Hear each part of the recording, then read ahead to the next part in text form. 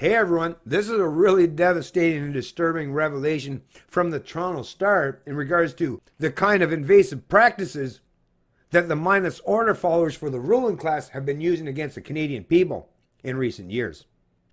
You've probably heard of that terminology, Stingray, that device put in practice by those in, like I say, the spy agencies or in the police forces in this country, which the suggestion is that they use it towards criminals. But in reality, if you pay attention to how these devices work, is ultimately what happens is they end up collecting the private information and communications of thousands, ultimately depending on how big the population is in a particular urban center, could be ultimately tens of thousands of people that are being caught up in these invasive, privacy invading devices that the mindless order followers are using today.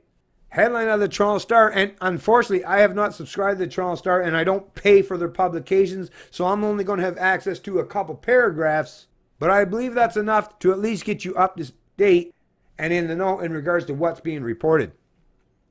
Headline: Thousands of bystanders caught in Toronto police sweep of cell phone data, by Kate Allen, Science and Technologies reporter, March 24th, 2019.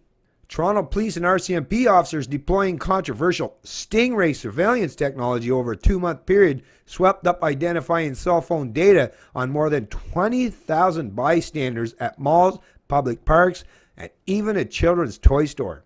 As police sought cell phone data for 11 suspects in a 2014 investigation, they deployed a Stingray, also known as an IMSI catcher. All 36 locations, including the middle of Yorkville, at the Durham Mall, at Vaughan Mills Mall, near Trinity Bellwoods Park, near Kensington Market, and at a Toys R Us store in Richmond Hill. So yeah, that's all I'm allowed to read from this particular publication because, like I say, I haven't paid for them. And yeah, for the Toronto Star, hey, if I ever see that you're actually willing to be objective in your reporting, I might support you financially. But until then, hell no.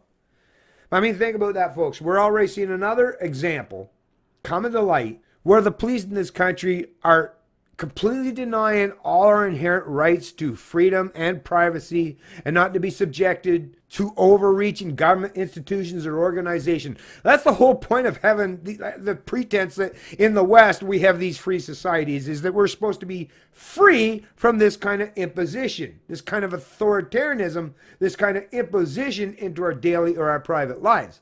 But as we're seeing, like I say, the people that are ruling over you, yeah, ruling. They're not representing you, they're ruling over you.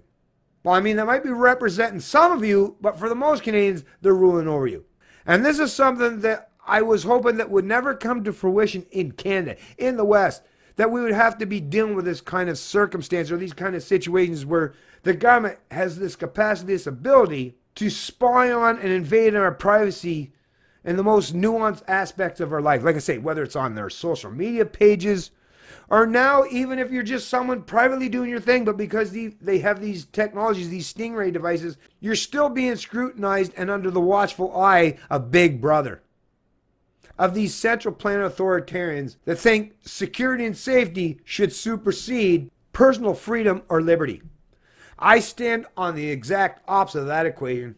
I'd rather accept and embrace some minute potential or possible scenario where someone might harm me in some way, like I say, social or economically.